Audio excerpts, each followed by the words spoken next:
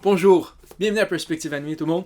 S'il y en a en ce moment que c'est la première fois que vous êtes sur la chaîne, donc bien le bonjour, on est une belle communauté, tout le monde s'aime, que je suis content de vous voir. Vous avez de l'air super gentil, abonnez-vous, mettez un like, on est tout ouvert.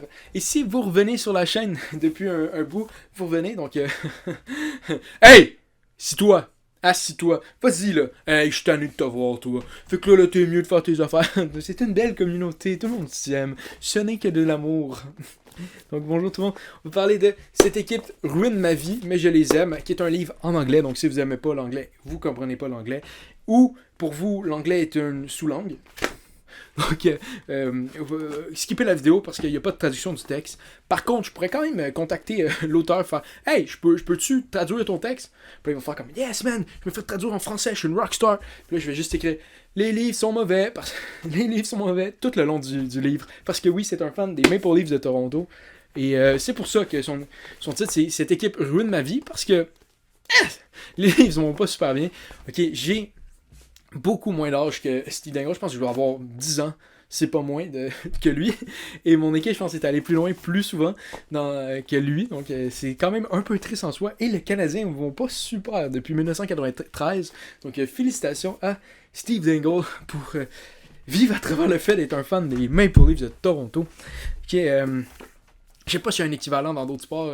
Donc, je vais en inventer. En France, là, en Ligue 1, c'est comme être fan des Girondins de Chamonix.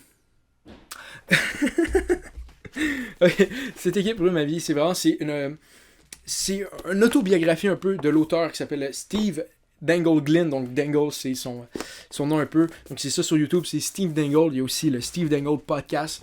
Donc c'est un gars assez exubérant qui montre ses émotions, qui parle de sport sans nécessairement être le plus grand amateur. Puis c'est pas nécessairement ça le point d'écouter Dangle, c'est pas d'avoir les grosses analyses de ouais, c'est ça, fait que quand lui il descend, l'autre il tourne sa tête une fois. Quand il tourne sa tête une fois puis qu'il voit quelqu'un dans son rétroviseur, il recule un petit peu. En reculant, c'est là que là passe la stratégie de fou, ok? Le gardien fait un spin sur lui-même. En faisant un spin sur lui-même, ça dit au gars super loin que là c'est le temps de préparer le play. Il coupe dans le centre. En coupant dans le centre, qu'est-ce qui se passe? Le ref donne une pénalité à l'autre équipe. C'est tout un plan. C'est pas le genre d'analyse là, c'est plus comme je pourrais pas mieux vous le décrire si vous savez pas c'est qui. Donc, c'est ça ce livre-là. Et ce livre-là est vraiment écrit magnifiquement dans sa propre manière de le décrire, de parler. Donc, c'est vraiment le fun de voir ça.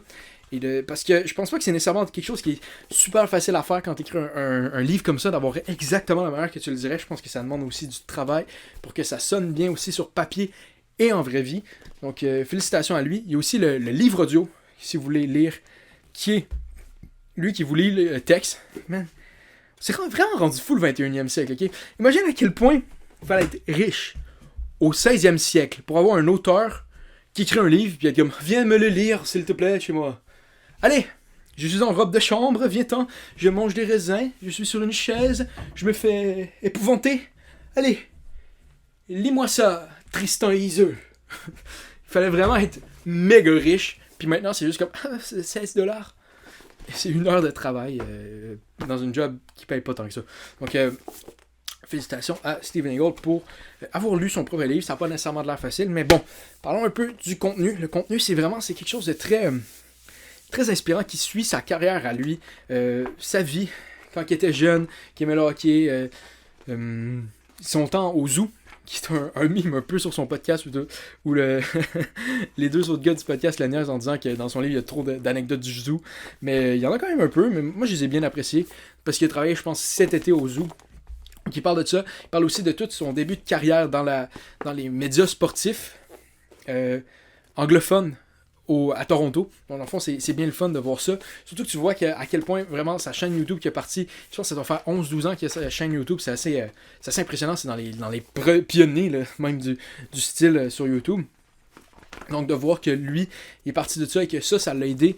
De voir que, dans le fond, c'est pas tout le temps rose, la vie de quelqu'un qui essaie de faire de quoi de même, ou c'est un peu différent, puis qui n'a pas nécessairement toutes les skills, puis de voir comment il voit ça, puis il y a un truc qui m'a rentré dans l'esprit que j'aime vraiment, qui est une parole qui dit que dans le fond, quand tu es un artiste ou tu fais des choses dans les médias, un truc comme ça, il faut que tu ailles ta ceinture à outils, puis tu rajoutes le plus d'outils possible dedans, puis je trouve que c'est vraiment intéressant.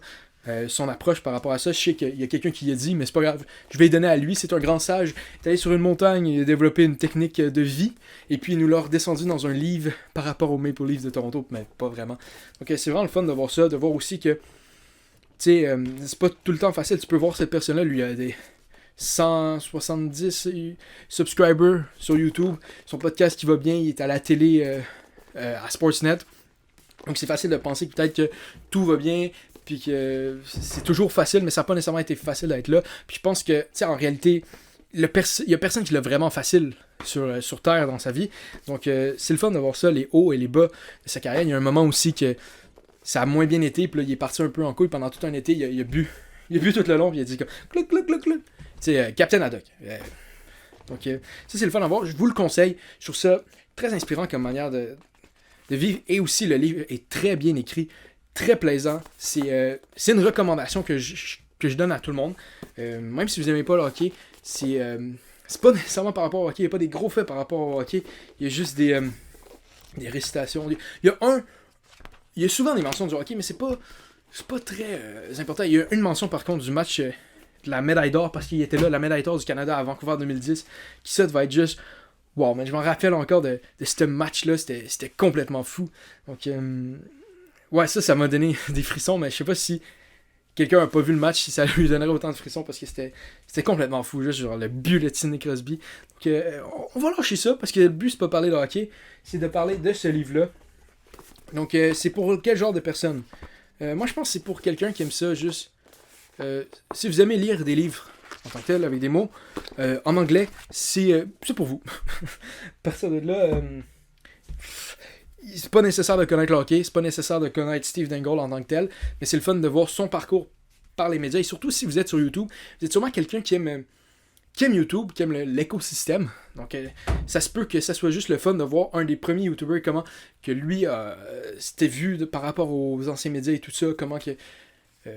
tiens, exactement, comment c'était YouTube avant que moi je sois là, puis que ça soit moins bon. Pourquoi j'ai dit ça? Merde!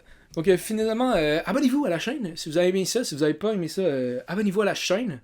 Si vous avez aimé la vidéo, likez la vidéo. Si vous n'avez pas aimé la vidéo, likez la vidéo. Si vous avez des livres à suggérer, mettez-le dans les commentaires. Si jamais vous connaissez Dangle ou vous connaissez pas, dites-le aussi. Peu importe, si jamais vous êtes comme j'ai mangé une lasagne, dites-moi-le. Peu importe le repas, pas obligé d'être juste les lasagnes. Moi je suis pas discriminatoire, je m'en fous. Tout le monde peut manger plein de choses différentes et on va tout apprécier ça ensemble en disant waouh, ça a l'air bon. Félicitations à tout le monde qui a mangé récemment. Donc au revoir.